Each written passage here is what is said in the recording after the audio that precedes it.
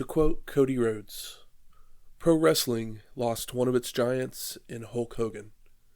Emotions and feelings regarding it are complicated, but what is not complicated is his accomplishments and contributions. We here at Wrestling History X would like to extend our condolences to his family and friends. This episode was recorded before his passing. Rest in peace, brother. Professional wrestling is the one true sport. Other sports have their share of intense, dramatic moments, but nothing can compare with professional wrestling.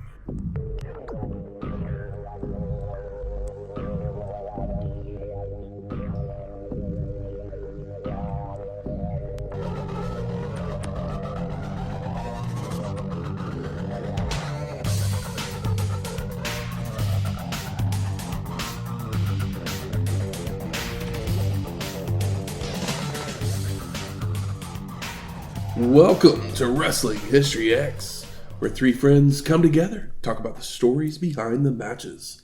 I'm Matt. I'm not here to talk about Mike Enos. And I am Lenny Shane. Welcome to episode 330, World War III, 1998. 60 men. 3 rings. 1 survivor. Wait, so is this a Survivor Series? Kind of. One man will survive this series of rings. And hopefully all of us that watched it. Truth. 3 rings, 1 survivor. 1 survivor to rule them all. But I do have some good news for you. This is the 4th and final World War III, produced by WCW. Yes. It only took 4 attempts for them to realize it's stupid. It would take place on November 22nd, 1998, from the Palace of Auburn Hills in Auburn Hills, Michigan, with an attendance of 17,670. That's more people than I would have expected. That's a big building. Yeah. Big building, hot property, whether we like it or not. It's been a hot property for a while. Yeah, they're WCW still running hot right now. Mm-hmm. Everyone wants to see Goldberg. True. I guess there is that. Yeah. We've already just... they've slightly rehabbed NWO by splitting off, cutting off the crummy tumor. Adding some new colors. Yep. But we are in Michigan. Yeah, we are. So Shane, did you do what you do? Did I ever? We're back in Michigan.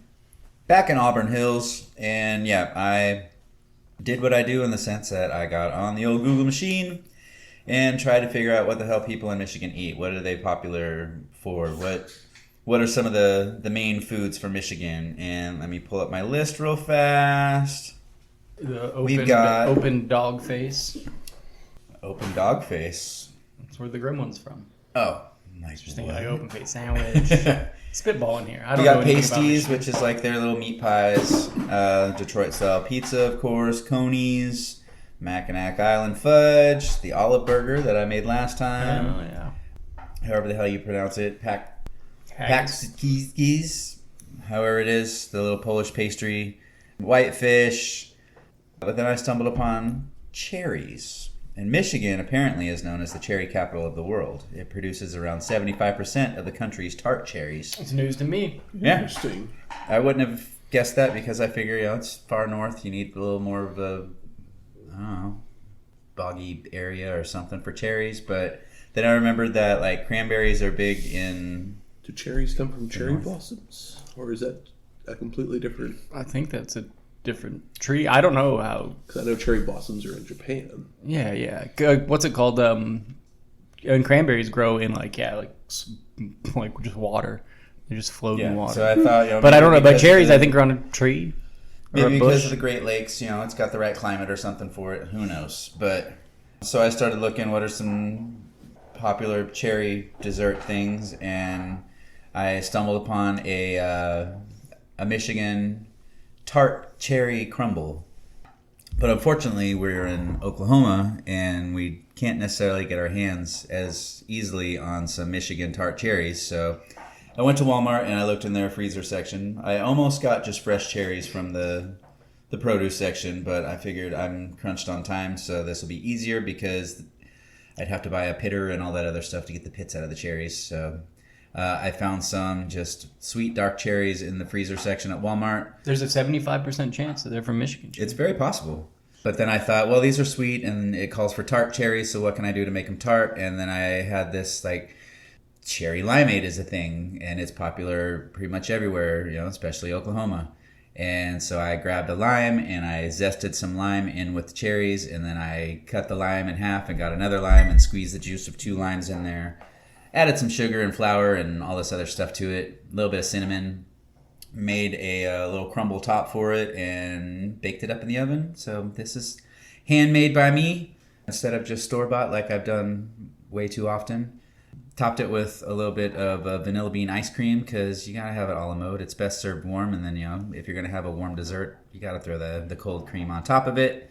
And it turned out pretty damn good. Yeah, it was great. I'm a sucker for a cherry pie or cherry dessert, and that lime really was a fantastic addition. Yeah, it really did work.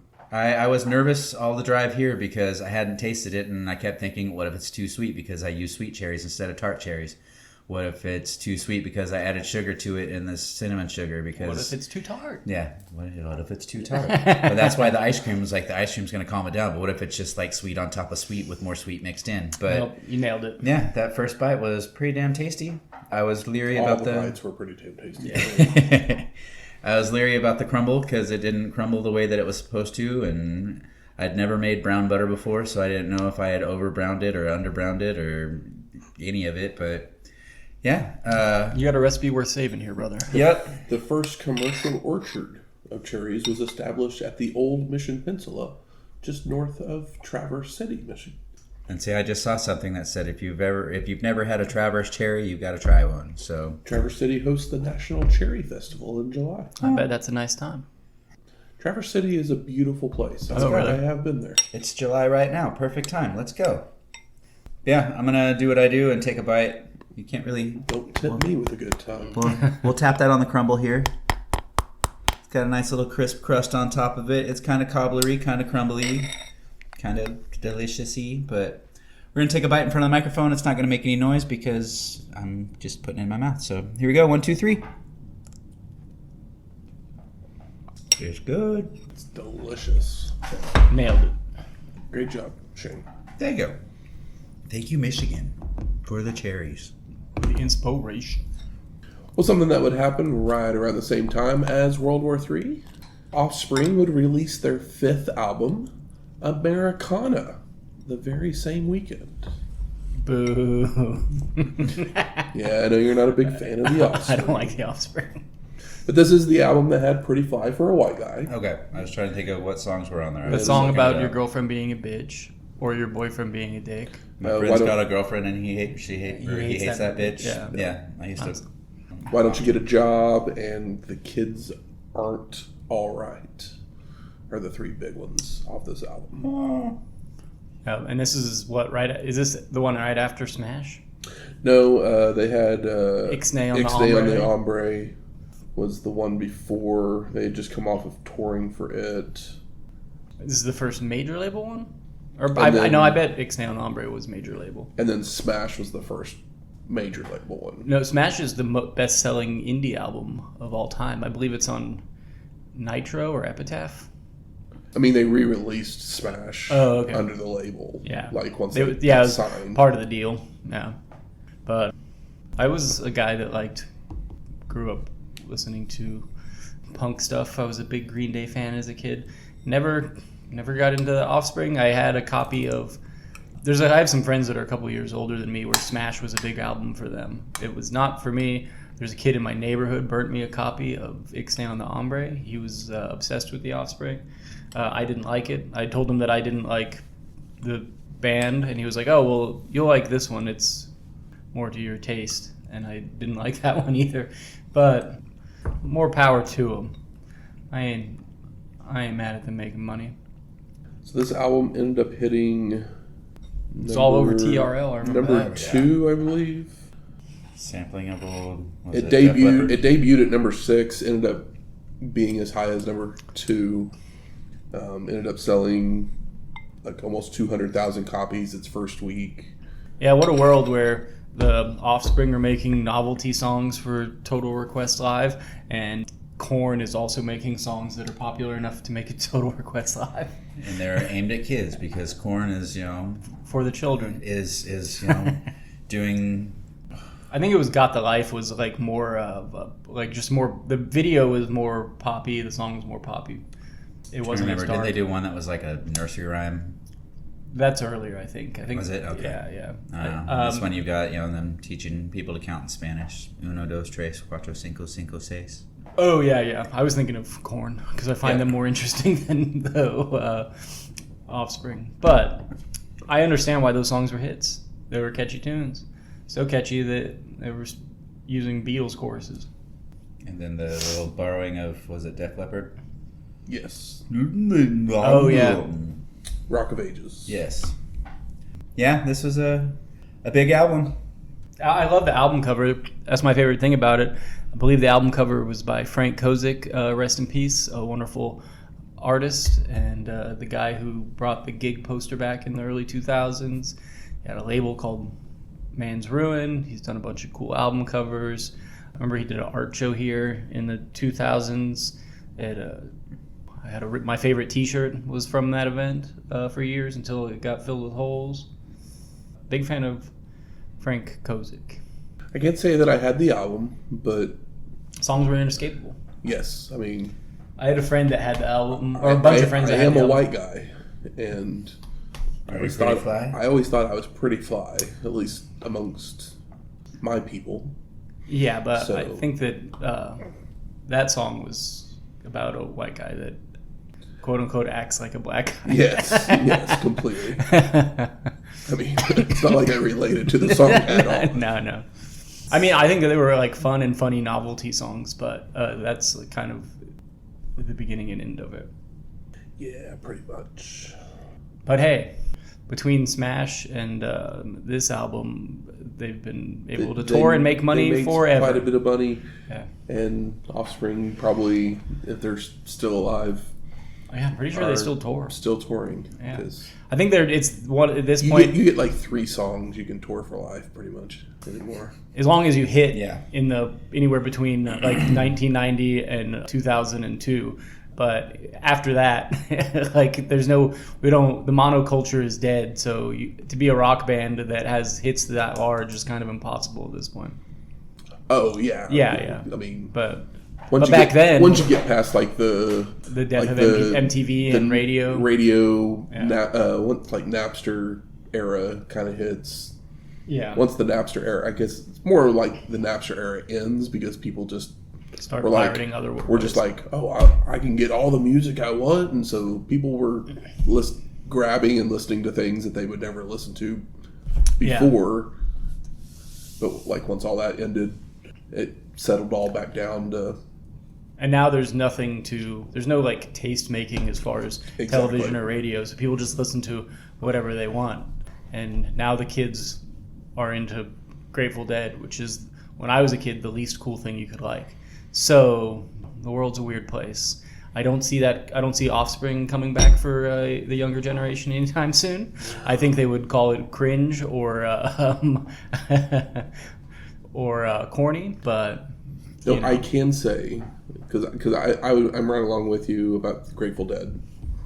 But if the Grateful Dead were to tour near us right this moment and John Mayer was with them, I mean I'd probably think about going to see it. At least. Yeah, as a kid, it was always like, the lamest thing on the planet is the Grateful Dead. As I've gotten older, I have listened to some of the studio albums, and I'm like, there's good songs here, but I'm not interested in listening to like them play the guitar on acid for 12 minutes. Yeah, there's great songs that are throughout that catalog. I'm just not interested in the like jam band aspect of it. I have so many friends that are into the festival scene and whatnot, and like I can't handle. I mean, they're big into Fish, and like this 45-minute song is great, but no. You know what I like more than a 45-minute song? A 4.5 minute at most. A 45-minute set from a headliner. Like that's I don't want to see anybody play for more than an hour and a half. And if they're playing an hour and a half, it better be one of my favorite bands. Exactly.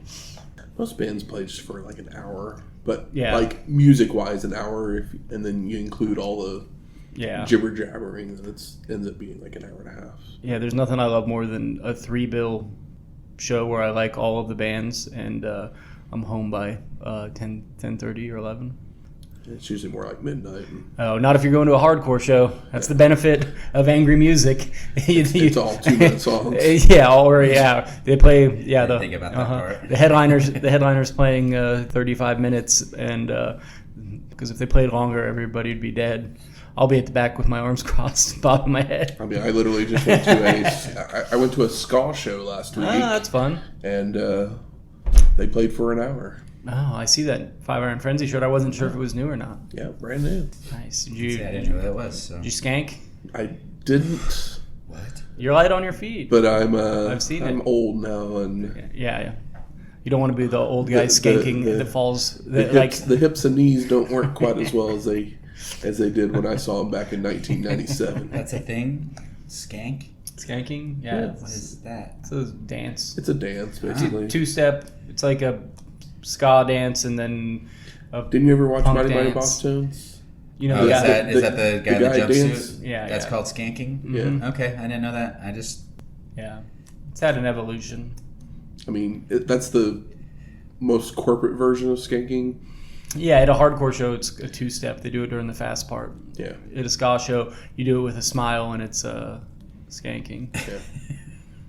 Just the name of it, skanking. Yeah. And in like first wave ska, when it was all like Jamaican music recorded in dirt rooms, your feet didn't leave the floor nearly as much, but that's where it comes from. Yep. Well, let's get to World War III, guys. If we have to. Opening video with footage of Diamond Dallas Page, Bret Hart, and Goldberg, before transitioning into a rapid-fire montage of other competitors with their names flashing across the screen so fast you can't read half of them, ending with an explosion and the World War III logo. World War III logo is nice. Maybe my favorite thing about this tradition. And we cut to shots from outside the arena where a limo arrives with Goldberg inside, as Tony Schiavone tells us he's there to watch the Battle Royal, as the winner gets a title shot at Starrcade. Ooh. It only took him 4 years to figure that's probably what should happen. Yeah. It's not like the other show hadn't been doing that. Or is the Royal Rumbles... Yeah, the Royal Rumble It's always been that, right? Except Since for like 92. I guess 93, technically. Yeah. 92 was when they won the belt, and then after that it was a title shot. Yeah. World War III started out as you got a ring, right? Or is that Battle Bowl? That was Battle Bowl. That was Battle Bowl, okay. I think the first one was for the belt. But then the match never happened. That's when Macho won. Oh, yeah. And then 96 and 97, they gave them title shots, but it wasn't at Starrcade. Yeah, so it's like, oh, well, that just means that they probably won't win the belt. Yeah. Tony welcomes us to the show, joined by Mike Tenay and Bobby the Brain Heenan, as Pyro goes off inside the building. Schiavone also mentions that Hollywood Hogan is not there, which shocks the announcers. And they would talk about it for the rest of the night, that, like, is this a real thing? Like, they talk about it so much that I expect him to show up. But he's also not in the... They show the, big names of the show. It was Goldberg, Bret Hart, DDP. No Hogan to be seen. No Hogan, but no NWO member. You want to know why? I'm listening. So later that week, on The Tonight Show, he would announce he was running for president. Cool. Because if Ventura can do it, so can I. Yeah. Ooh, brother. Wow. The Brain then mentions that DDP wanted to break the Hitman's legs as revenge for what he did. Before we go to Mean Gene Okerlund to give his thoughts on the Battle Royal, saying, you can hear Heenan's predictions on the hotline. Give it a call. Which I'm like, I'm watching the show. I'm not going to stop just to call. 909-9100 or whatever. There's probably some matches on here that you could you could watch while On the phone? Yeah, Yeah, maybe. We'll find out. As we go to our first match, Glacier versus Wrath. This again, or Yeah. whatever. What year is it? I think I've made comments before on previous WCW shows about how Glacier is no longer with us, and the cat was the last man standing. But no, here we are. Yeah, Glacier is the cold you just can't kick. Yeah. So the story behind this match was that Glacier was feuding with anyone using the super kick. Think how many feuds he'd be in 2025. Oh. Maybe. So he was scheduled to have a match with Kanyon, only for Kanyon to take the place of Raven in a match versus Wrath on a Monday Night Nitro. The Cold One would look to take advantage of the already tired opponent. But the only problem is Wrath didn't leave the ring, and he jumps Glacier and beats him down, causing him to lose to Kanyon. So now Glacier and Wrath are... Jerking the curtain. Exactly. We haven't seen the Cold One since World War III 97, episode 282. Wow. And we get a cautious start from Glacier when Wrath just shoves him out to the floor, where the Cold One regroups as the crowd lets him know that he sucks. They don't like the Cold One. I mean, Imagine that. yeah, he is not. They're not turning the lights down. They're not making it snow. He's not wearing a mask. He's just wearing blue. He looks like what if the Sandman was in shape. And after returning, Glacier hits several kicks, including a drop kick, and turns to do some posing, only for Wrath to be right back up with chops that send the Cold One again bailing to the floor. The commentators say something that really made me laugh, warmed my cold soul, and probably made Glacier's turn to liquid nitrogen, where Wrath will be in a upcoming Mortal Kombat television show. And here we have the Sub-Zero wannabe guy in the ring, and everyone's telling him he sucks. I don't know if that show ever actually happened. I don't remember a Mortal Kombat TV show. I remember the movie, but I just thought it was... Glacier? Everyone. I just thought it was really funny that of all the people, it's not the guy that was a direct Mortal Kombat rip. Wrath then hits a knee lift as Glacier tries to get back in, sending the Cold One flying into the guardrail, with Wrath giving chase to continue the punishment, whipping his opponent into and over the railing. And they fight in the crowd momentarily before making their way back to the ring, where Glacier responds with strikes. Wrath reverses a whip to again take control with clotheslines, stomps, elbows, and chokes, until the Cold One uses an eye poke to free himself. Wrath answers back with a clothesline and some cheating of his own, using the ropes for a leverage pin that gets a 2 count, followed by more brawling on the outside, where Wrath uses a camera cable, forcing the ref to pull them apart. And they roll back in with Glacier being taken down by knees and a snapmare, before Wrath whips his opponent to a corner and charging in, only for the Cold One to move, followed by hitting a hook kick and a glancing cryonic kick. Just a little bit. Glacier sets up for the ice pick, which is an Asiatic spike. Yep. But Wrath blocks and counters into the meltdown for the pin and the win. To which I say, sure. So I wanted to mention the ref in this match. His name is Brady Boone.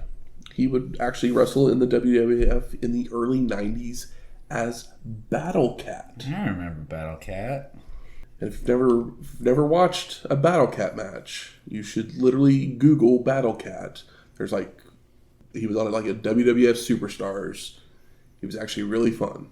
Really? Yeah. I don't recall Battle Cat. Unfortunately, he would die a few weeks later after this show. Oh. Jesus. Driving home from a television taping. Well, that's very sad. Mean Gene would pay tribute to him on the hotline by saying, and I quote, "No one had a bad word to say about Brady Boone because no one knew who he was." What's up with Mean Gene? When he gets mean, it's too mean. What was the Medusa knee injury angle, I believe, was where we got mad at him? Yeah. And I'm like, dude, the guy just died. How's it feel to be fired? Yeah. It's like, no one will remember you when you're dead. Well, we're here at Wrestling History X are here to preach the good word of Brady Boone. But someone who did know who he was Rob Van Dam, who had stated that Boone helped him during his early years, even persuading Giant Baba to book RVD in All Japan. So in tribute, Van Dam uses a few moves that Boone himself used. And that's why I say you should go out there and watch these Battle Cat, because literally there's some fun stuff. You can see the Van Dam of the it all. Van Dam stuff in it. Oh, awesome. Some others that also knew Brady Boone, just some fun names here, because they all went to high school at the same time. That's wild. Kurt Hennig, Tom Zink, Rick Rude, John Nord, Nikita Koloff, and Barry Darso. So a bunch of very loved people. Yeah. I was just like, great talent. I saw that fact and I was just like, Minnesota high school, sir. Like, Yep. Yeah. Damn.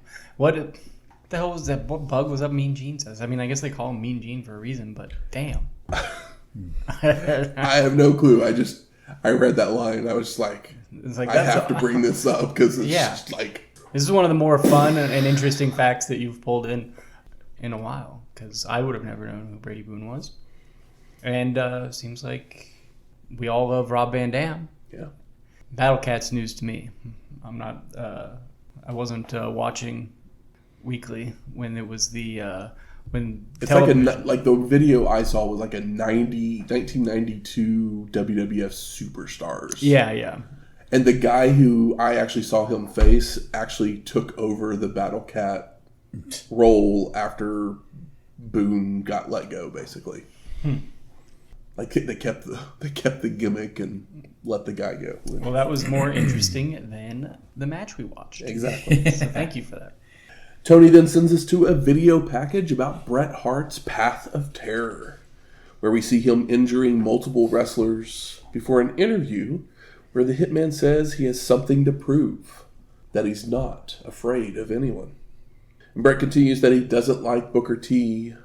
Luger is a muscle-bound idiot. Benoit disrespected him, and Page is a punk. So Hart made an example out of all of them. Hart says he's a hitman, so he does what the name says, promising to make another example out of DDP again. And if we're lucky, he'll never wrestle after tonight. This is one of the best promos from Bret Hart. It was simple, it was to the point, but it sounded like he meant it. He didn't like fumble over words, which he's, typically want to do. This is a man with a chip on his shoulder, and it's coming through. So it's nice to see, because one of unfortunately the weakest things about Bret Hart has always been the promo, and so this one stood out where it was like, he's not doing anything crazy here, but like there's no mistakes, it's believable, and it all makes sense. Yep. So we go to our second match, Stevie Ray with Vincent versus Konnan. We sure this is a pay-per-view? It sounds like Thunder or Saturday night. So we get the K-Dog shtick, which the crowd chants along with. When Stevie takes control early on with strikes, only for Konnan to answer back with a rolling clothesline, basement drop kick, and a seated ab stretch. It's crazy that, I know Konnan is basically just the road dog of the Wolfpack. People like that he says things, and he's the new six. He's a better wrestler. But as far as they just like that he yells a thing every time, and they can say it with him. Now back to their feet, K-Dog telegraphs his move, allowing Stevie Ray to hammer down and completely miss a sidekick. But it's sold anyways, followed by a clothesline for a 2 count. Never a good look. And Stevie tosses Konnan to the floor, where Vincent gets some shots in, before rolling K-Dog back in for Stevie Ray to apply a chin lock. Konnan breaks free and counters a clothesline into a backslide pin attempt for a near fall, only to then be closed down again for a 2 count. Stevie body slams his opponent, but misses an elbow drop, allowing K-Dog to fire up to nail a sit-out facebuster, when Vincent would jump on the apron with a slapjack. Konnan looks to knock him down, turning back to Stevie Ray, who pokes him in the eyes and looks to whip K-Dog towards Vince, only for it to be reversed, causing Stevie to be clocked by the weapon. Oh, no. And Konnan starts wailing on Stevie Ray with right hands out of anger.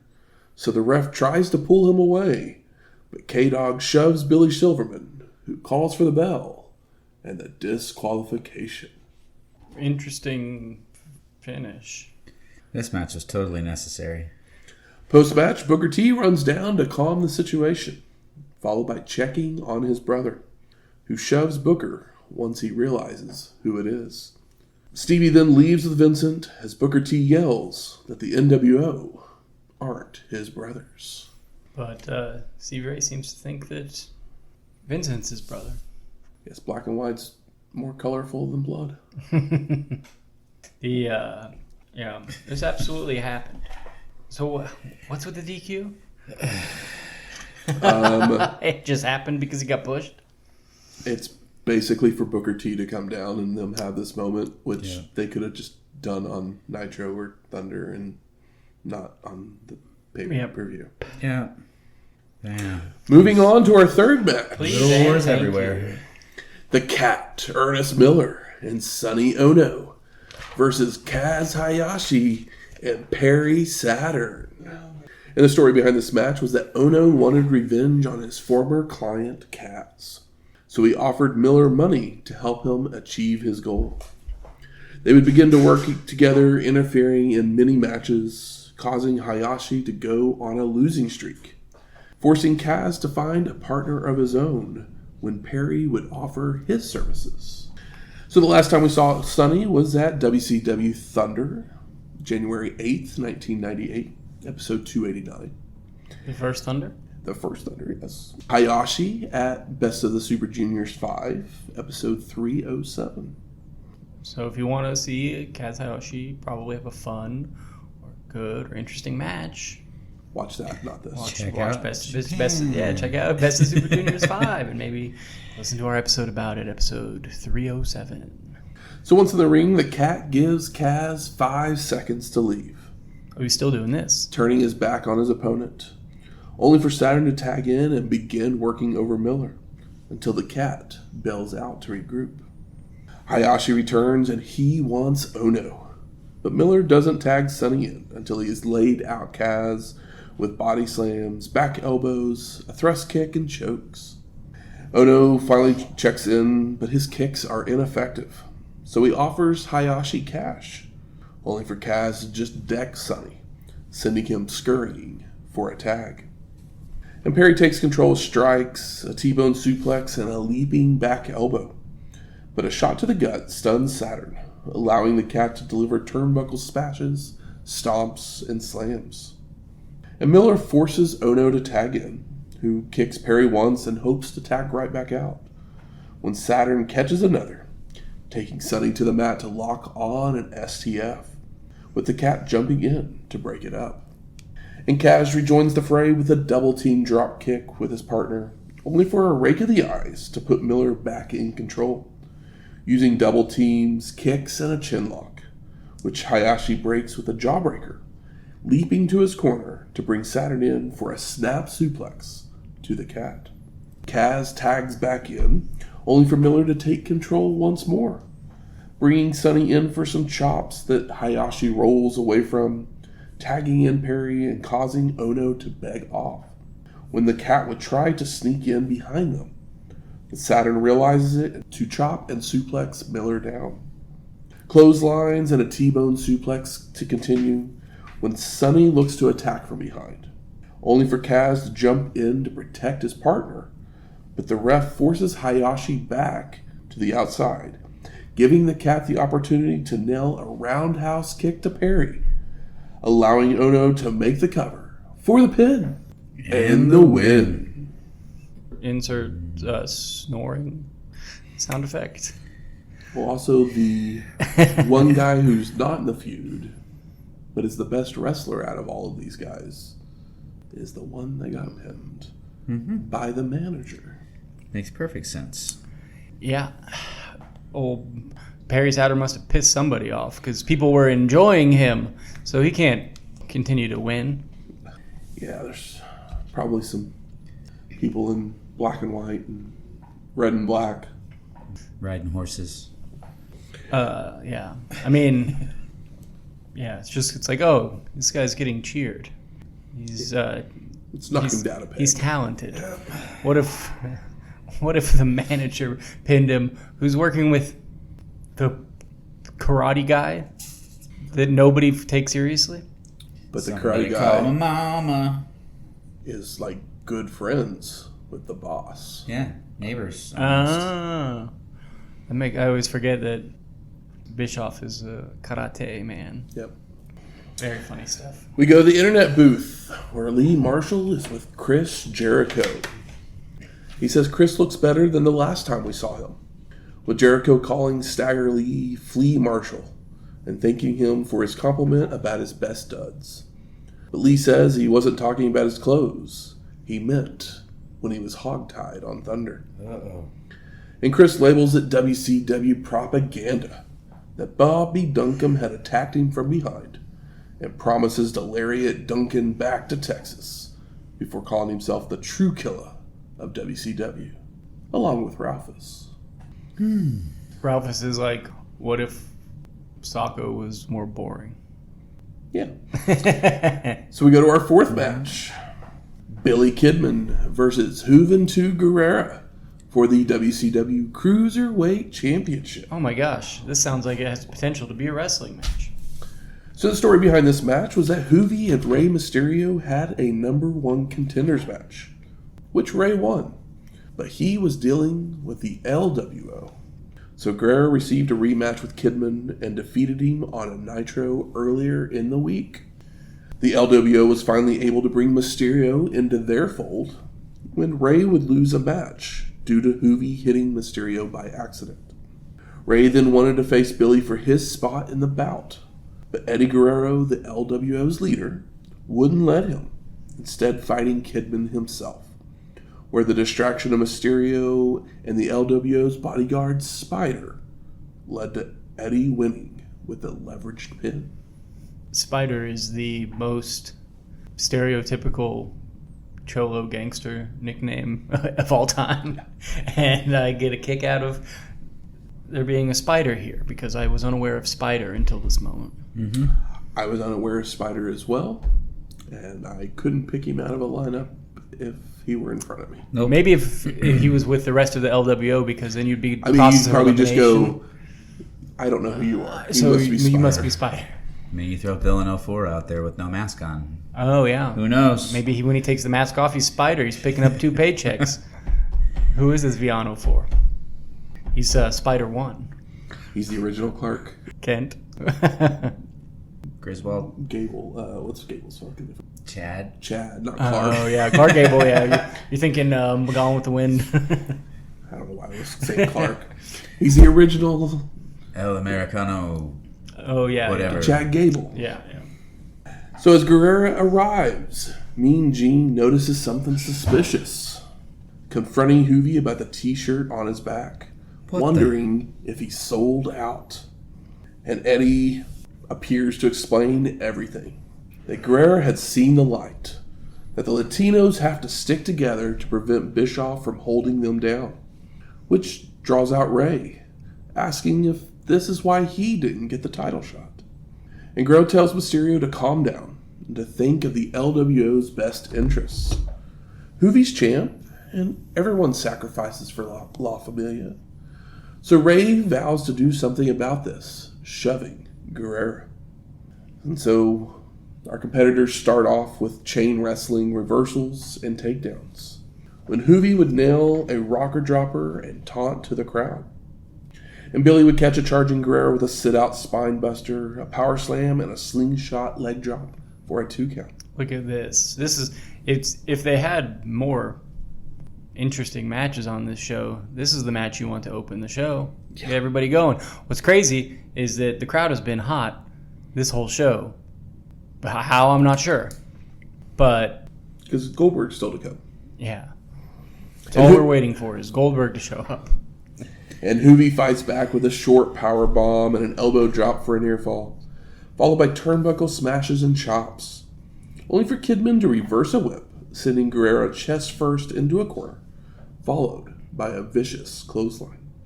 And Billy takes Juvi up top, but Guerrera shoves his opponent and goes for a tornado DDT, only for Kidman to block, setting Juvi on the apron to hotshot Billy on the ropes. And Guerrera flies off the top, but Kidman meets him in midair with a drop kick for a 2 count. Love to see it. Before Billy tosses Juvi outside and leaps out on top of him with a pescado. Kidman heads up top now, with Guerrera climbing to the apron to use forearms to knock Billy down, followed by leaping off the turnbuckles himself with a Rana that sends them both to the floor. Now back inside, Juvi keeps up the attack with a brain buster for a near fall, before a springboard missile dropkick sends Kidman out of the ring, only for Guerrera to leap over the ropes with a plancha atop his opponent.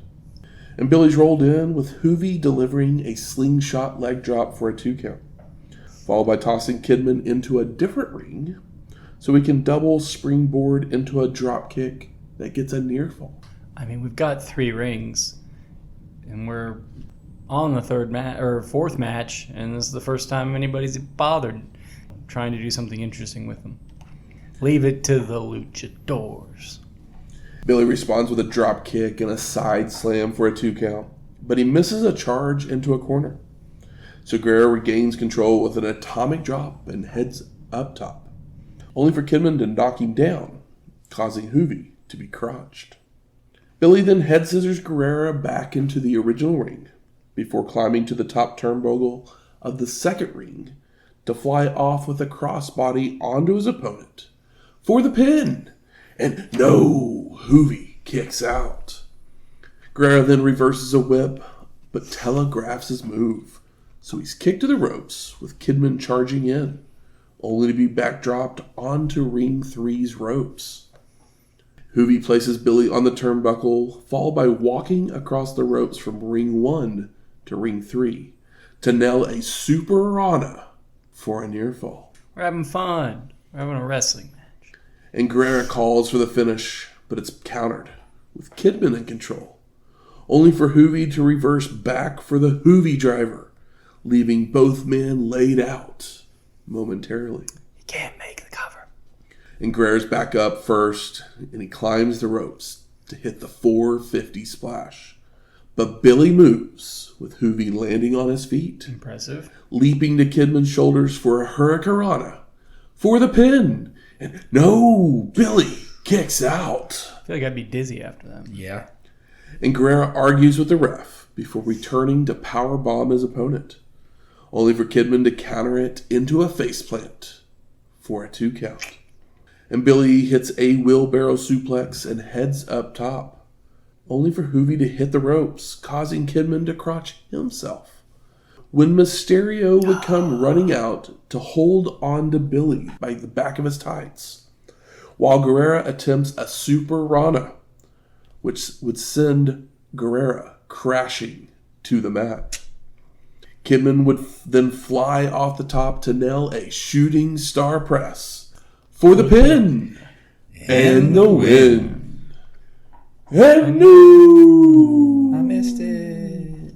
Where were you, Shane? This was, we got a good match. I was lost in the shooting star press. Yeah. I mean, I thought the Latinos had to stick together. True. Post-match, You're saving a white boy, saving a gringo. Eddie and the LWO storm the ring, attacking Billy and confronting Ray. Are you in or out? And Mysterio removes his shirt, while Guerrero tells him to not be dumb, only for Ray to throw the shirt at him and escape down the aisleway, with the LWO giving chase. It's a lot of men to chase old Ray. Yep. Tiny legs. They're going to catch up to you, buddy. He's fast. Yeah. Blood in, blood out. Tony then sends us to a video highlight package from this past week's Nitro, where Kevin Nash is run down to save Scott Hall from an NWO beatdown, but would remind him that they still have a match on the pay-per-view. What's going on with these guys? Well, they're brothers. Might not be seeing eye to eye at the moment, but I don't want to see his brother get ganged up on. So we go to our 5th match. Big Poppa Pump Scott Steiner with Buff Bagwell versus Rick Steiner. And the story behind this match was that Big Poppa Pump blamed his loss at Havoc on Nick Patrick. So he began attacking all of the refs, leading to the officials refusing to officiate Big Poppa Pump's matches. I've noticed that there's Big Poppa Pump signs in the crowd. Yeah.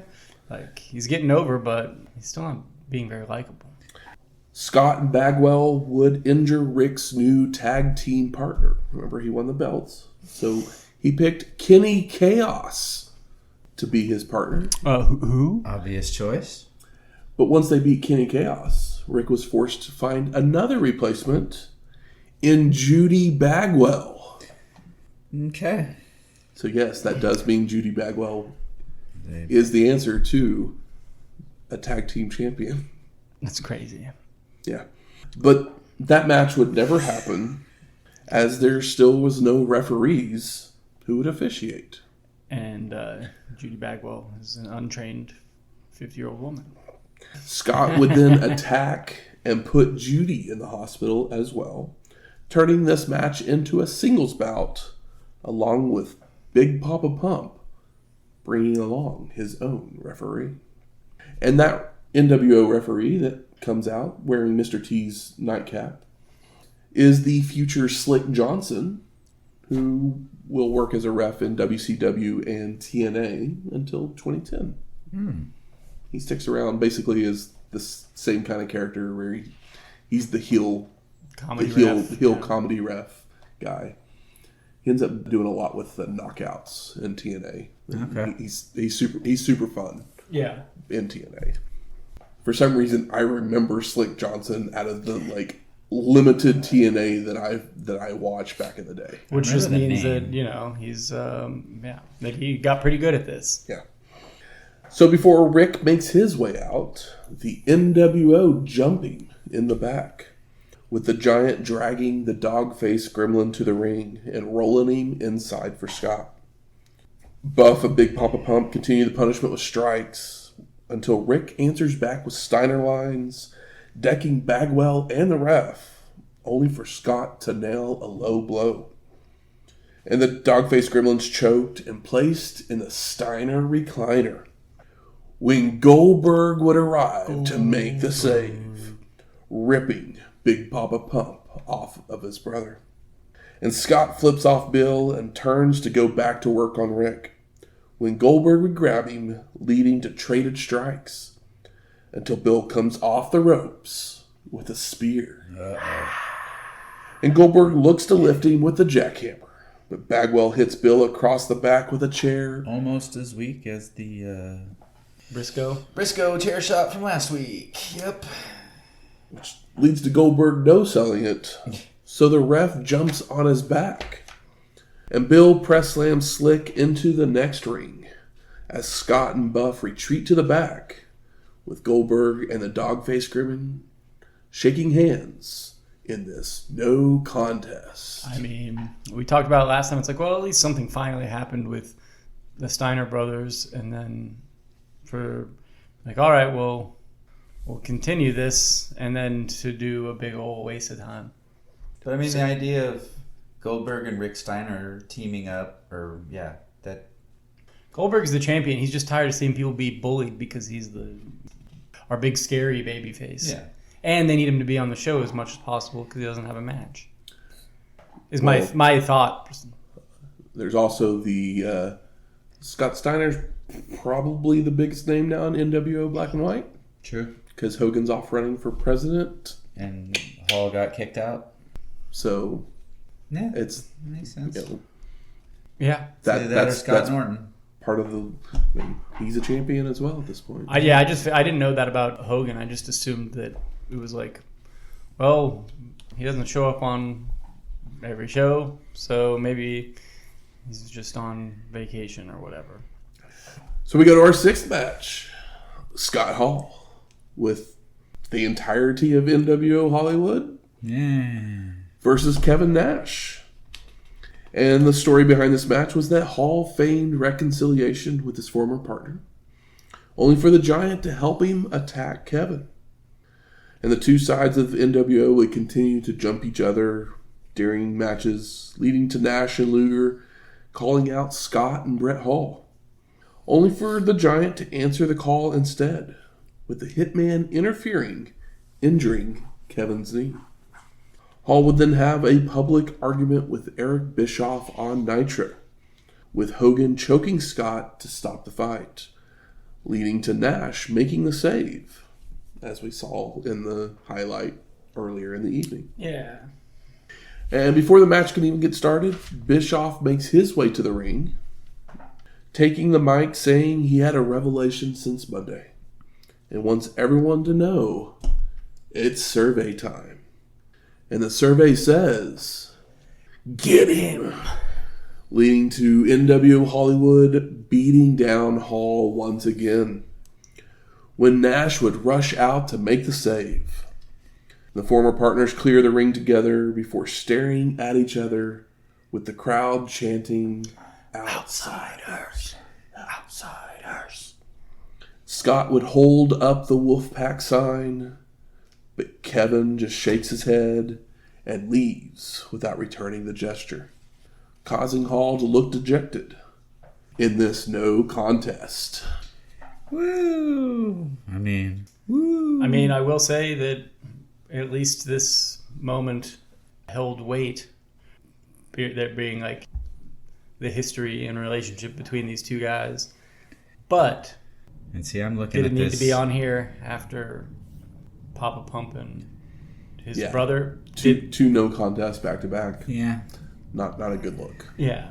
I'm looking at this thinking, wow, if Scott Hall was in a different place in his life at this time, they could have really done a totally different thing with the NWO Hollywood, and it could have been NWO Hall, Hall, apostrophe E Wood. And then he could have feuded with Hogan when Hogan came back for the rights to the NWO Hollywood, because, yeah, that would have been, had we had 1996 Hall, it probably would have worked, but 98 Hall I don't think can hang. Instead, he's being dejected by his team, He's getting beat up by his brother from another mother, all while wearing new gear that looks like it was somebody came on it. Yeah. Really in a low spot. And getting beat up by Crush. Tony wonders why the gesture wasn't returned. Remembering the last time Scott did it, it was followed with a cheap shot. So Shivani assumes that there's no trust. And the brain thinks Hogan influenced Eric's decision. But he isn't there, with Tenay believing that reality has finally set in for Hall. Heenan then offers up the Wolfpack sign to Tony, only for Shivani to say he isn't doing that with him. Love you, Heenan. So we go to our seventh match. Bobby Duncum Jr. versus Chris Jericho with Ralphus for the WCW World Television Championship. This is maybe the worst last name for a wrestler ever. Yeah. Duncum. And Duncum had debuted with a count-out win over Chris the previous Monday night to earn a rematch here. And Tony mentions that the Brain had managed Bobby's father way back in the AWA. And if it's the same name as the father, I kind of get it, but It is. But he should have just Duncum. Duncan is at least a thing. Duncum sounds stupid no matter what. But he's a large strapping man. While when Jericho comes out, fans get a little close to touching him, so Ralphus makes sure he wags his finger at them like, no. Security. No. Yeah. The Ralphus thing is just this cheap, such a cheap joke, it's not even funny. It's like, oh, what if an older fat man in a belly shirt that had no teeth was my bodyguard? It's like, you didn't put any thought into that at all. Like, there's nothing creative about it. It's just lame. But it fits the sense of humor that people enjoyed in 1998. So this was originally going to be Chris versus Goldberg. as Jericho had continued to antagonize Bill, leading to the champ spearing Jericho out of his boots on a Nitro. But the new booker of WCW, which you'll get a guess of who it is by the end of the show, I think I know. convinced Goldberg it was a bad idea to wrestle a comedy wrestler. So Duncum was brought in instead. Yeah. I mean, Chris Jericho is a half comedy wrestler throughout his entire career, but he can go in the ring. And Scott Hall is what? Serious? Well, he's seriously into drinking and only doing things he wants to do. So our competitors lock up to start with no one gaining an advantage until Bobby shoves Jericho, sending him out to regroup. Once he returns, traded waist locks, followed by Chris placing Duncum in different holds, such as a bow and arrow and a modified STF. And back to their feet, arm ringers are shared when Bobby takes Jericho down with a short arm clothesline, causing him again to bail out. And Duncum drags Chris by his hair up onto the apron to bring him back into the ring the hard way for a 2 count, before applying a chin lock to wear his opponent down. A jawbreaker helps Jericho escape, only to run into a big boot and being thrown to the floor, with Bobby giving chase, wanting to use his bull rope.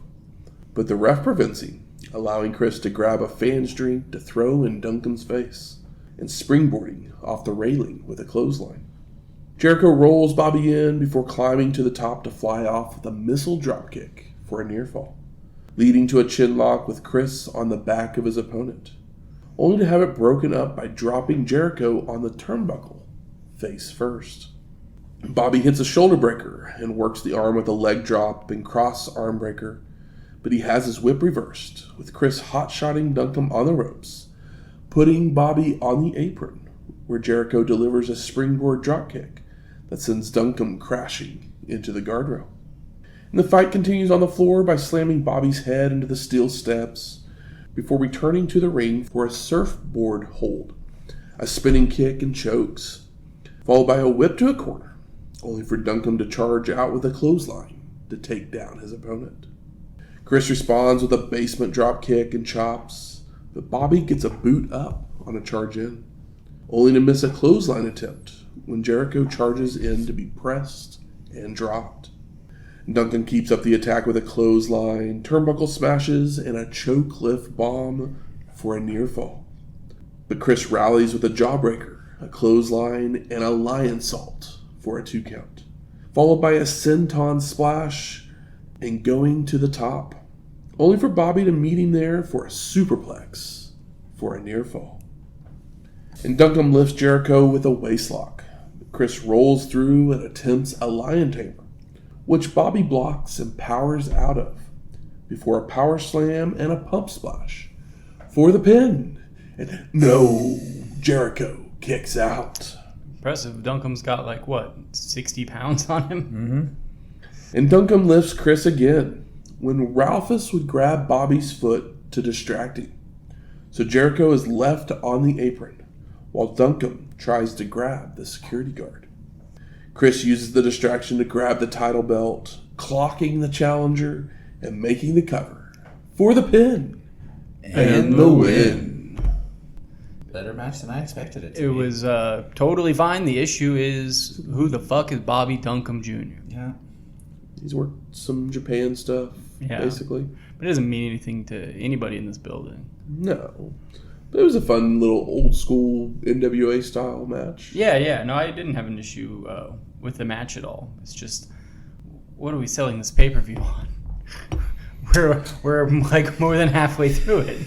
Bobby Duncum Jr. We're selling it on our 8th match. All right. The World War III match. Woo! And Tony says the rules have changed. You can eliminate people by tossing them over or through the ropes, a pin, and a submission. And once it's down to 20 men, they'll all move to one ring, with the winner receiving a title shot at Starrcade. And the participants are Alex Wright, Bobby Blaze, last seen at World War III 97, episode 282, which is also the last time we saw Barry Darso. We've also got Chavo Guerrero Jr., last seen on Road Wild 98, episode 316. We've got a certain fellow named Chip. He's not a firebreaker, though. This is Chip Minton, an Olympian as a bobsledder in 94 and 1998. Okay. And Chris Adams, last seen on Nitro on April 20th, 1998, episode 299. And we've got Chris Benoit. Last time we saw the Crippler was Great American Bash 1998, episode 308. Seco Play, Damien, Perry Saturn. The Disciple, Disco Inferno, Eddie Guerrero, El Dandy. We've got the big man, the Giant. We've got Hector Garza, Horace Hogan, and the man we just saw, one Chris Jericho. We've got Booker T. We've seen earlier tonight. Wrath, we saw earlier tonight. Ernest the Cat Miller, we saw earlier tonight. And don't forget Big Poppa Pump, Scott Steiner, who was here earlier tonight. Scott Norton, and he's the current IWGP champion. I know. I found that interesting as they said it on the commentary, and I was like, ooh. And see, I didn't hear it on the commentary part, but when you had said it earlier about him being a champion, I was like, what belt does he have? But I get it now. He's got the big one on the, other side of the world. Yeah. Scott Hall, Scotty Riggs, who we last saw on the July 6th, 1998 episode of Nitro, episode 311. Rey Mysterio Jr. Give myself a little pat on the back here for one Mr. Barry Horowitz, last seen on Monday Night Raw, April 7th, 1997, episode 249. The beautiful one, Bobby Eaton, last seen in World War III, 1996, episode 229, and Stevie Ray. And coming to the ring, Billy Kidman, who we saw earlier tonight, Juventud Guerrera. We saw earlier tonight, Psychosis, Dean Malenko, who we have not seen since Fall Brawl 1998, episode 319. Welcome back, Dean. His fellow horseman, Steve Mongo McMichael, who we haven't seen since Road Wild 98, episode 316. Kaz Hayashi, Lex Luger, also at Fall Brawl 98, episode 319. Orale! We got Konnan. We've also got Bobby Duncum Jr. returning to the ring, Mr. Canyon, and Big Sexy himself, Kevin Nash. Johnny Swinger, who I believe we saw at Nitro July 6th, 1998. I do not remember him. It was episode 311. I might have to re-listen. Followed by the Renegade, who was last seen at Fall Brawl 1998, episode 319. That's the fake warrior. Yep. Scott Putski, who we saw on that same Nitro, where we saw Johnny Swinger, which was July 6, 1998, episode 311. Silver King, Super Callow, last seen at Slamboree 98, episode 304. Tokyo Magnum's back, last seen at Road Wild 98, episode 316. We've got Van Hammer, last seen on 4/20/1998 on Nitro, episode 299. And he's got a vibe now. He does. He went from rocker to hippie. Yeah, he's a deadhead now, apparently. But, I mean, he's been hanging with Raven, I'm sure, so, he's probably hooked on drugs. Because, that's what the flock does.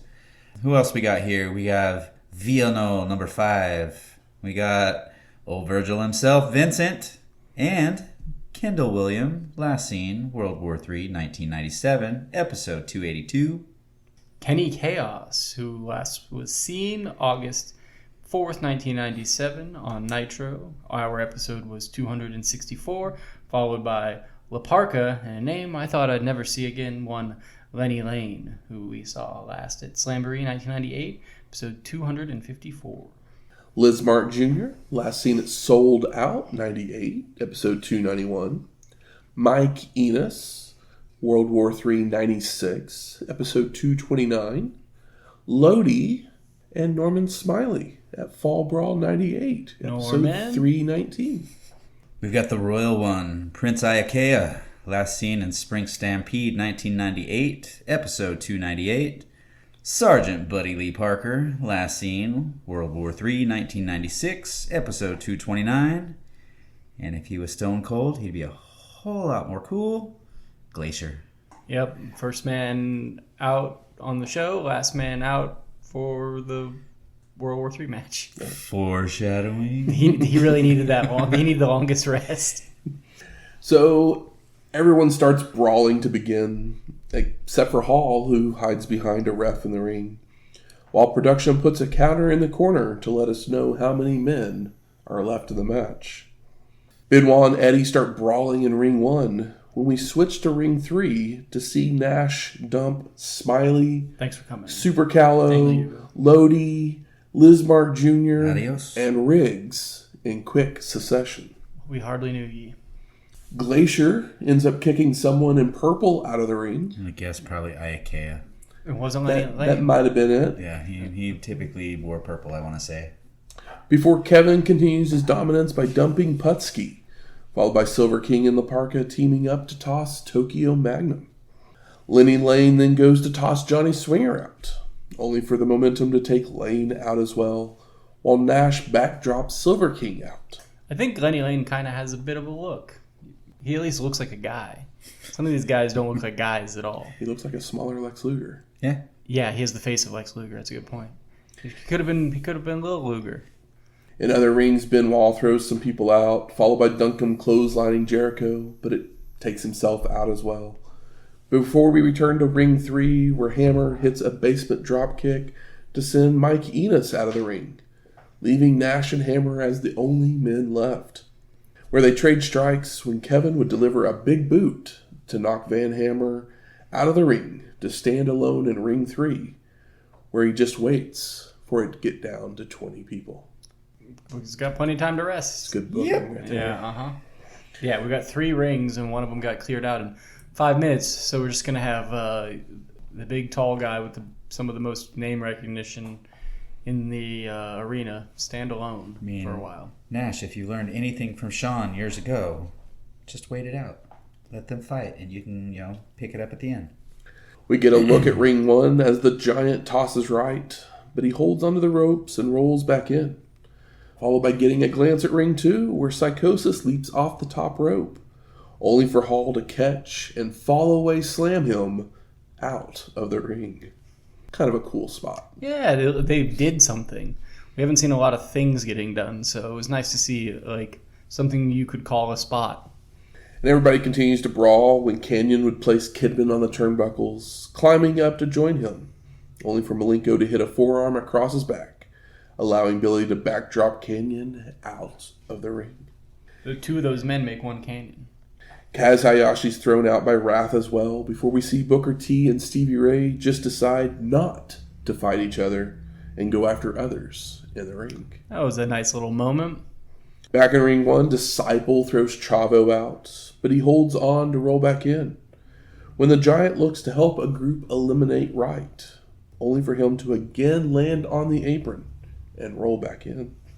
Disciple clotheslines Horace, taking them both out to put us at halfway, before Chavo just gets Beal tossed out of the ring by the Giant.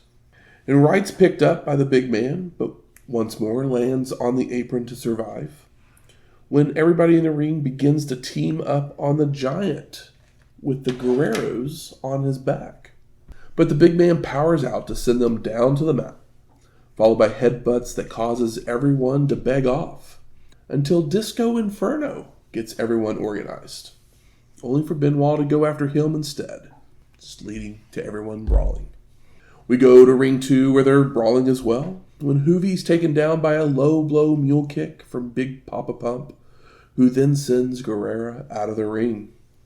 Mongo has Hall up, trying to get him out with the help of others, but Scott holds on, leaving him on the apron when Mysterio goes for a basement dropkick, which Hall avoids, causing Ray to slide out of the ring. Just baseball sliding out of his, potential Starcade match. So we're down to 20 men. So everybody makes their way to ring 2, where Saturn attacks the cat and they fall out of the ring, brawling their way to the back. And then we get the 2 different NWO factions. They each go to a corner while everyone non-affiliated starts brawling, where Chavo delivers a crossbody to Wright to take them both out.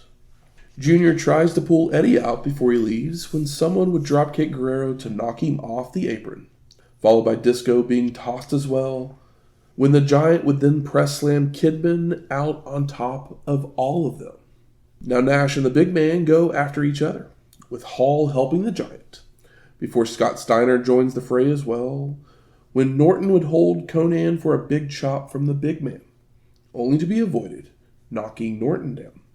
And Tony does a rundown of who's in the ring other than the NWO, mentioning the three horsemen, Wrath and Booker T, are still in there.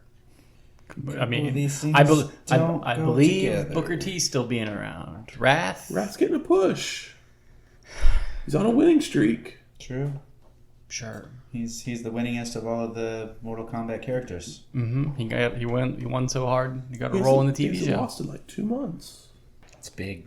And everybody's brawling away when the Giant starts choking Hall with his boot. But Nash makes the save, leading to the two big men fighting again, with Scott helping Kevin this time, teaming up to attempt to dump the Giant, only for Norton to make the save.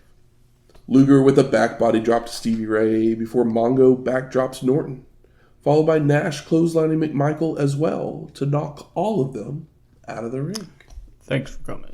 Down to 10, and we got Benoit working over Wrath as everybody else just stands around, when Bam Bam Bigelow comes out of the crowd. From the east.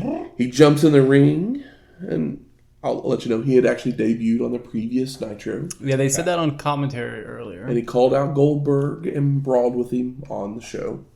But I guess he's an outsider. Yeah, we're doing this one again. On our back. Because everybody in the ring starts beating him down, followed by security coming out to stop him. And it's a lot of security. Yeah. The crowd begins to chant for Goldberg, who obliges, wailing away on Bam Bam, with everyone in the ring just watching the fight, except for Nash, who throws Big Poppa Pump out. See opportunity, take it. Somehow Booker's eliminated, leaving 3 Wolfpack, 2 Horsemen, the Giant, and Hall, with them all making plans on what to do next, when most everyone goes after the big man, except for K-Dog, who attacks Scott, only for him to avoid a drop kick, sending Konnan flying through the ropes and out of the ring. Yep. Nash then organizes everyone to go after the Giant, who just shoves everyone off, but the group finally is able to get him off his feet and dumped out of the ring. And Hall starts crotch chopping at the big man, so the Horsemen team up to beat him down, only for Scott to fight them off, when the Wolfpack would join the fray to clothesline Benoit to the outside, leaving us with a final 4 of Nash, Luger, Malenko, and Hall. I like this. I'm not mad at this, but pretty surprising to see Malenko over there. Yep. It's like, in that Royal Rumble where it got down to where it was Austin in the Final 4. It just kind of made me happy. I like it. Scott then tosses Dean out of the ring. Thanks. And then Kevin and Lex debate what to do, deciding that it's everyone for themselves.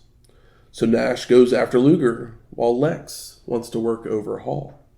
So we get back and forth action with strikes and turnbuckle smashes, when Kevin attempts to dump Luger, only for Scott to make the save.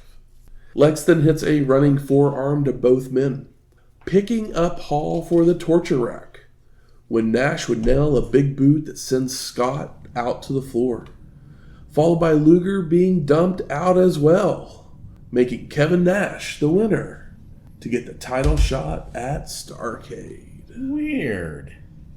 And this would be the last time we see Barry Horowitz, Bobby Blaze, Bobby Eaton, Chip Minton, Chris Adams, Damien, Disciple, Oh, man. El Dandy, Liz Mark Jr., Scott Putski, Super Callow, Renegade, Tokyo Magnum, and Villain 05, Ever. Jeebus. While we won't see Barry Darsow or Sergeant Buddy Lee Parker again until 2001, and Hector Garza until 2011. There's no Bobby Eaton showing up anywhere? No more Bobby Eaton. Just in the Hall of Fame. Boo. Maybe one day. Are the Midnight Express on there already? I don't know. Probably not. Probably not. They should be, damn it. The damn natural disasters in there. Why not the Midnight Express? WWF They cares weren't more a about WWF thing. The new Midnight Express was. You can't have the new Midnight Express without the old Midnight Express. New Midnight Express isn't in there either. No, but they were in WWF. But yeah, they're Bart guns, so yeah, probably won't end up in there. So we go to our 9th match. Bret, Hitman Hart versus Diamond Dallas Page for the WCW United States Heavyweight Championship. And the story behind this match was that Hart had lost the title to DDP the night after Halloween Havoc, sending Bret into a frenzy, looking to injure anyone who crossed his path, with Page making the save on numerous occasions. So, Bret's on a warpath. Page is a good guy. Bret's got a hit list. And, it's time for the rematch. And Michael Buffer makes the announcements. So let's get ready to wear the belt upside down. Huh? Yeah, Page, gotta figure out how to wear those belts, bro. I could see with Bret Hart being the heel with a chip on his shoulder, if he had the belt, wearing it upside down as a plan. But this is just DDP not being prepared or paying attention, I guess. Or it's so he can look down and see the championship looking yeah. back up at him. If he can give a self high five, he can do a upside down belt, so he can be the only one that looks at it the right direction. Yeah, Criss Cross was a while ago. It's not current. So the Hitman bails to the floor as DDP gets to the ring, only for Page to fly out with a slingshot biscotto onto his opponent. And they brawl on the floor using the railing and ring steps until they roll into ring 3 to trade strikes, before tossing Hart back to the floor to keep up the attack. Now in ring 2, Bret answers with a hot shot, chokes, and a DDT for a 2 count to change the momentum. The Hitman goes for a suplex, but DDP reverses it into a cradle for a near fall, followed by reversing a hip toss into a swinging neckbreaker for a 2 count. Page attempts the cutter, only for Hart to bail out of the ring to escape and regroup, when DDP would go for a baseball slide that Bret sidesteps, leading to our competitors brawling again on the outside, with Page being head slammed into the steel steps. Now back inside, the Hitman nails an atomic drop, clothesline, and a side Russian leg sweep for a near fall. He picks up DDP for a tombstone, which is reversed into one of his own for a 2 count. I think 98 might be the year of the side Russian leg sweep. I mean, Bret's always done it. No, I'm just saying, but a lot of people are doing it now. On last week's show, it's like, a great move. I love to see it, but I've seen an uptick in it over the last handful of weeks. Not mad. Just, sometimes we've had our year of with certain moves over the course of doing the show. Page misses a short arm clothesline, allowing Hart to regain control after a rake of the eyes, a side slam, and a leg drop for a near fall. And Bret continues to work over his opponent with strikes, when a reverse whip sends the Hitman chest first into the turnbuckle, bouncing back into the arms of DDP to deliver a belly-to-belly suplex, a discus lariat, and a pancake for a 2 count. Damn.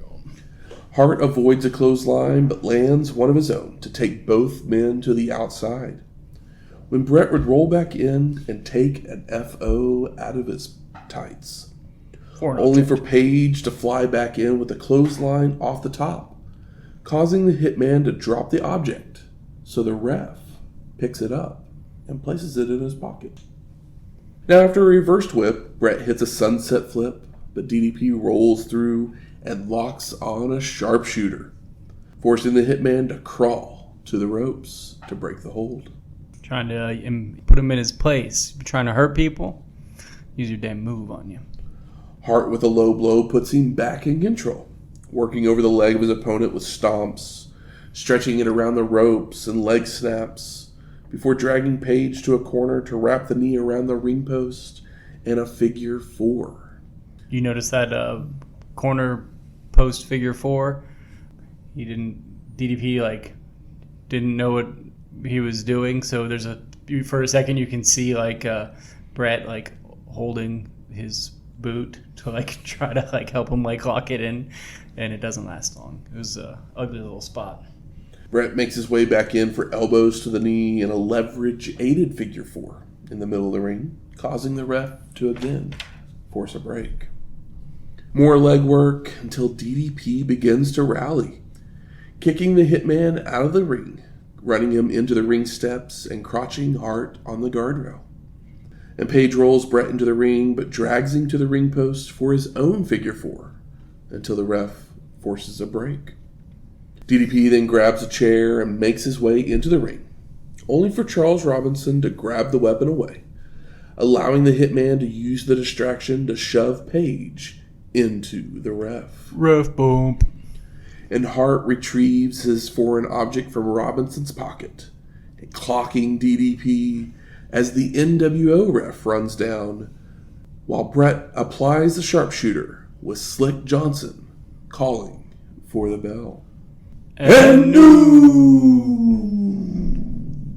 but I had a feeling Mickey J has come down to check on Robinson, jumping in the ring and waving off the win, giving Page time to recover, delivering the diamond cutter, with Robinson making the count for the pin and the win.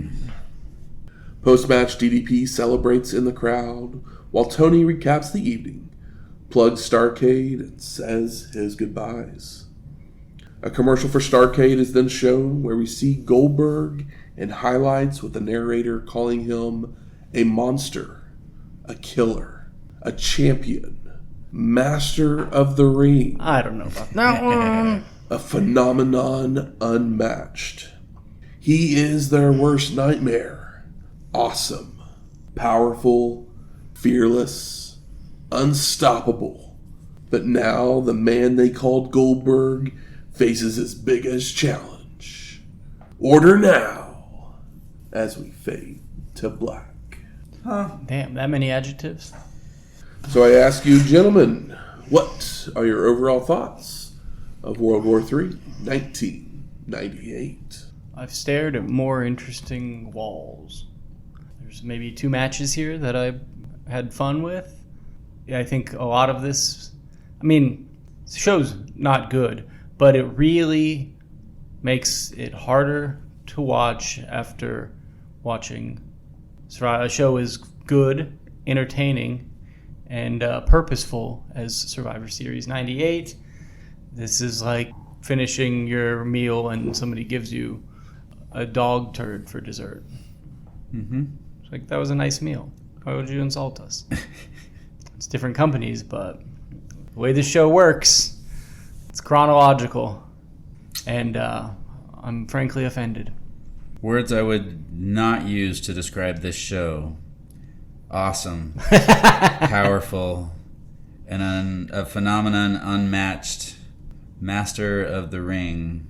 Yeah, this... What about Worst Nightmare? What would you call it? I don't know. We've watched some really bad ones that this one doesn't really match up to those either. Yeah, this one was just... It's dog shit, but it's... You ate a bag of Alpo jerky treats and then were handed the dog shit because you didn't really get a good meal. There was a match or two that was oh yeah, this smells like wrestling. And then It just instantly was replaced with something that had to do with Scott Hall or Konnan or... The nicest thing the show did was that it had a World War III match, which means that if you're watching this show, you don't really have to watch anymore. Yeah. You get a 30-minute break until there's 4 guys left because you have a good idea. The match was only 21 minutes long. Ring entrances my God. of your it show. saved me 15 minutes of I got to a little bit of a nap. You should know what to expect or have an idea of what to expect when the ring entrances for your show are bookended by Glacier. Ooh. So yeah, 5 of the 9 matches are barely passable. That means the show isn't good. Mm-hmm. Though I will say this is probably the best World War III match out of the 4 we've seen. Yeah. It's not praise. And that could just be because it was the last. It's a very low bar that it has to reach for that accolade. It was quicker. I will say... The Booker won. I do think there could have been a good show in this with some things being moved around. Yeah. It might help the flow. Like, obviously, first 3 matches, see you later. Don't need you. Yep. You start off with that Cruiserweight match. Good stuff. If you want to throw the Steiner thing on, personally, the best thing would have been to do there is for Goldberg to come out, and then that starts a tag match. And Goldberg fights with Rick as the tag team champs. That would have been good. People would have went nuts. And personally, you probably have Scott pin Goldberg to win the tag belts. Because right now, so we see Goldberg come out and he fought with Scott Steiner on the show. We saw him fight with Bam Bam Bigelow. And now we also have Kevin Nash as the number 1 contender. So he's literally in 3 kind of feuds. Yeah, and there's no focus. And would anyone complain about a Kevin Nash and Goldberg? That sounds like a big money match. Who's carrying that match? No. Exactly. So, if you were to add Scott Steiner and Bam Bam Bigelow, you have a 4-way match in the main event. You have 2 guys who have not been in the main event scene. Mm-hmm. You're pushing them to the top right now. You're at the top of this card right away. Yeah. Yeah. How is that a bad thing? It's not a bad thing. They need to take advantage of somebody like Bam Bam coming in, because if you look at this show, there's not a whole lot of star power in the undercard. No. Oh, by the way, do we know who the booker is? I have a feeling that it's the guy that won the match. Yeah. There you go. Yep, he's the new booker of WCW right now. How'd he pull that off? He's politicking. Yeah, exactly. Yeah. He's not running for president. He's eating no brownies this year. No, he's trying to get paid. Good. Where's the smart marks at? All right, fuck you. I think it's time we smark it up. So what are some of the best moments of this show? I mean, I just enjoyed the wrestling match that we got. There was 2.5 of them. One of them was the junior match, which was fun. I had a lot of fun watching that. 2 guys knew what they were doing, and they did it well, and had a bunch of high spots, and it was creative. It's literally the 3 matches that there's belts involved are the good matches on the show. Mm-hmm. Yeah, and the Duncum Jr. Jericho thing was much better than I expected, because I don't know who the fuck Bobby Duncum Jr. was. If Jericho's gonna win, at least he wins by cheating, because this guy's got 60 pounds on him. And then, unfortunately, by the time I got through the World War III match, my brain was drained. So I know Bret Hart and Diamond Dallas Page was good, but I was not invested in it just because they'd really drained my emotional battery by the time we got here. Yeah. But there was 3 wrestling matches on the show with 9 matches. So that's the thing. I guess I would say 3 successful wrestling matches, because some of the other ones were technically wrestling matches. But as far as moments go, what stuck with me more than maybe anything was that Bret Hart's promo was good. Bret's promo, the Scott Hall, Kevin Nash interaction. I did love that. That's my favorite moment of the show. Was really good. The Goldberg Steiner. Yeah. Just which guy is going to take the other one down, even though it was pretty obvious that it was going to be Goldberg, just because he's Goldberg. Because Mankind punching head. No way. Wrong show. I mean, I thought the Kevin Nash eliminating his entire ring, like, really quick was interesting. I'm not going to say it was great by any means, but it's at least, it's something. They're doing something at in least, the match. Yeah. Of course, that took away from seeing anything that was happening in the other two rings, and we probably missed like 20 eliminations because the production still wasn't great. WCW's never going to be known for their production by any means. No. I'm not even mad at that because for the most part, nobody cared about any of these people anyway, and they all get just like dumped out. It's like we knew who mattered. Both like the biggest surprise was that Dean was in the last four, honestly. So but that was one of the guys I wouldn't have guessed to make it to the like top four, but the other ones are all were pretty obvious. How about most disappointing? Can we have this Rick and Scott feud end? I mean, it needs to end. I mean, I really wanted it to start, but it still doesn't really feel like it's actually gotten started. What's crazy is the most satisfying thing that's happened with all of it was the last pay-per-view match they had. And we still had issues with it. But it was the most satisfying interaction they've had it's been what, like 8 months? And I mean, if they had done the tag thing like I suggested, and then you have Scott feuding with Goldberg and you just move him away from Rick for 3 or 4 months. Also, that's better than Goldberg and Jericho having a match. As much as like me personally would have loved to have seen Jericho and Goldberg. It's not. Yeah, I understand why. It's not ever going to be an actual match. It's literally going to be ding, ding, ding, spear, jackhammer, match over. But with Scott Steiner and then Rick Steiner, it's like, oh, we can do something here, and at least he's surrounded by guys that know what they're doing. Yeah. And guys that are actually large and potentially threatening to Goldberg as opposed to Chris Jericho. Obviously, first 3 matches, those should be on Saturday Night or Thunder. They're not even Nitro worthy. Yeah, they're not even Nitro worthy. I mean, and I mentioned this when we talked about that. Why the fuck's Perry Saturn taking the pin? Mm-hmm. It'd been one thing if Miller had pinned Saturn, because it might have led to a Miller-Saturn feud. But, the feud is Onoo Kaz. So, why is... And also, Kaz just looked horrible in this match. Anytime he was in the match... Yeah, he didn't know... He had no offense at all. Yeah. I was just like, what are we doing? Why would you even be here? I would be like, get me back on a plane to Japan now, please. Yeah. And Ernest Miller is interesting on paper being a karate guy, but 50% of his shit doesn't land and looks clunky or bad. But at least he has, I'll give him that he at least has some charisma to help make up for it. Yeah, I don't hate him. Exactly.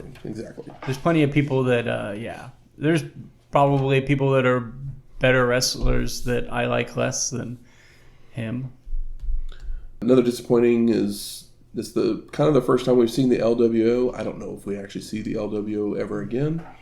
So them teaming up and getting one segment on a pay-per-view. Is the LWO that short of a thing? Why is it still talked about today?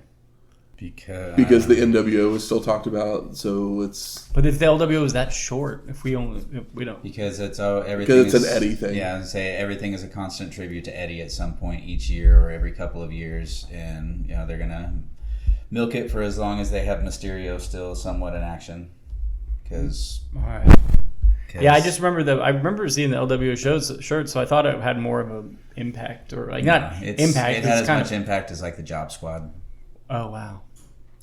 They just also had their couple segments. Eddie literally says we need to team up so they can't hold us down, but then they're literally holding each other down. They're one segment of the entire show instead of spread out. Hopefully having 2 or 3 matches on the show. I mean, put some of those LWO guys in matches other than Wrath and Glacier. Yeah. Or Konnan and Stevie Ray.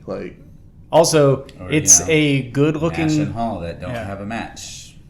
it's a good-looking shirt, and there is a large Hispanic following for wrestling, so I guess that's why LWO that is exactly still remembered. Right, yes. How about best performer of the night? Only Sure, what, 2 appearances? a lot of guys had 2 appearances. I mean, I guess it would be one of 4 people.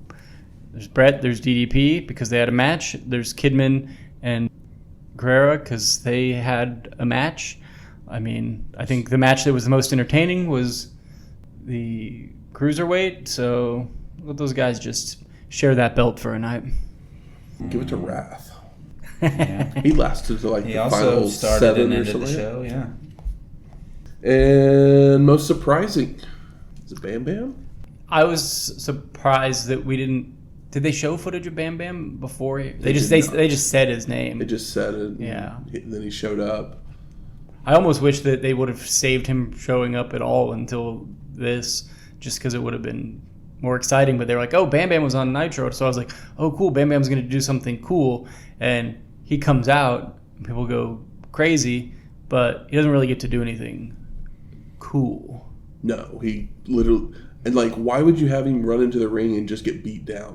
Why wouldn't you have him run into the ring and him beat down people? Yeah, what if... He doesn't have to throw anyone out of the ring by any means to, affect the match.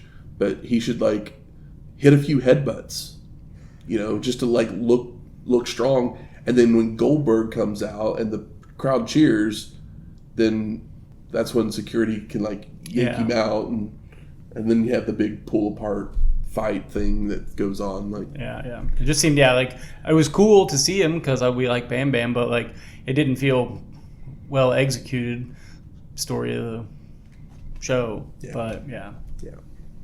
Anything else? But I guess that's the surprise because, all these other guys showing up for the World War III match, none of them were huge surprises. Last Bobby Eaton appearance. Yeah. But, that's still, unfortunately, not a surprise. It's kind of the way that goes. Yeah. Yeah, I mean, there's nothing too surprising. I wish the surprise was that this was a good show. I'll take that back. I mean, that's my favorite surprise for WCW. Judy Bagwell was a tag team champion. Oh yeah, I didn't even catch that. I don't even know if I assume they said it on the show. No, they didn't say it. I'm the one that told you about it. All right. Well, yeah, that's a bit of a surprise. Mean Gene being mean to the ref. Yeah, we love Mean Gene, but some of those he just cuts a little too deep sometimes, and it's the guy just died. That's Medusa thing was fucked enough, but she's not dead. Right. And this man worked in the same field as you. There's not a whole lot of people that do that, and you're just shitting on his name. I mean, just to clarify, it was meant as a rib. It wasn't it's not for real. Yeah. No one knew who he was. It is a funny joke, but it is brutal when it's a week. The dude just died, so I don't know if that's a rib that I think I'd be pulling. No. Yeah, that's what I believe that people say too soon. Yeah. Making their way to the ring. It's trivia time. This week, the category is the numbers game. The numbers game. What I say. Whew. Price is Right rules, and you're going to get 3 points if you get it correct. So you're going to want to write these down. How many states / countries? Oh, shit. So, obviously, counting Japan and Canada as A state. one. Yeah. Did we have a show from in 1995? State in the United States counts as one. Every country counts as one. 42 shows. All right, Michael, your number... You do have your number, Shane? Yes. Okay. I was just writing All right, states and Michael, countries next to your number is 34. Shane went with 22. No points for either one, Both as go the over. answer was 16. it. Oh. Wow, that's really low. It is. Bonus question for 1 point. How many times out of those 42 shows were we in Philly? Yeah, that's a hard one. It's 95.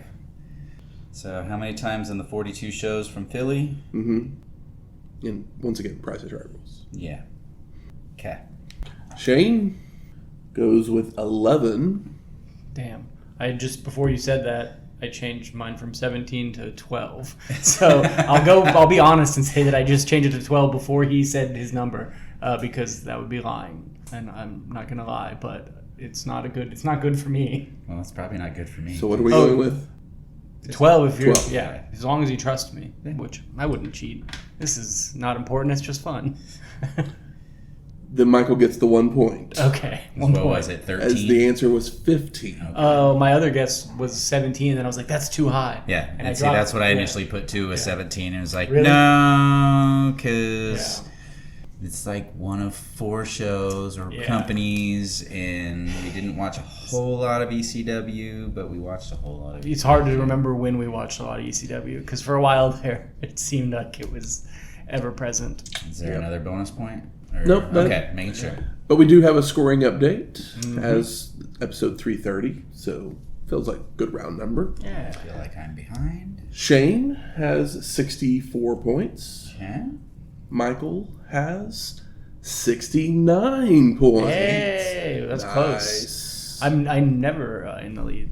I'm barely in the lead, but I'll take it. So therefore, and I'll just give you guys the heads up.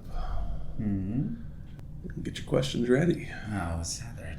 Because it's time for 20 of them. But next week, WWF Monday Night Raw from November 23rd, 1998. Raw. Is that? No, I guess that's a week after the Survivor Series we watched last week. So. Yeah. Music from this week's show is Scuzhead by the Wolfe Music Library. Scuzhead. And DDP won our main event, so we play Self High Five by Jimmy Hart and JJ Maguire. Bang. If you like this episode or any of our other ones, please go out there and rate and review us on iTunes, Spotify, YouTube, or wherever you find your podcast at. If you're doing the YouTube thing, make sure you like, subscribe, hit that bell for notifications. That's right. Tell a friend. Share this shit. Tell them to listen to Survivor Series 1998. Yes. It's a deadly game, but it's worth it. And if you have any questions, comments, concerns, Where are we going next? Columbus, Ohio. Ooh, back to Ohio. Dang, we've been running Ohio a lot, it feels like.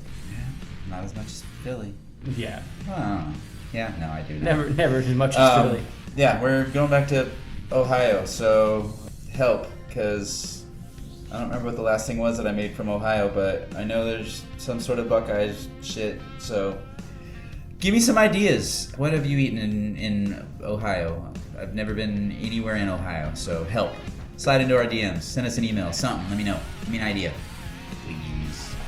You can do any of those things to our email at wrestlinghistoryx@gmail.com or find us on X at WrestlingHistoX. That's Wrestling HISTO X. We'll talk to you next week. Self-high. Laters.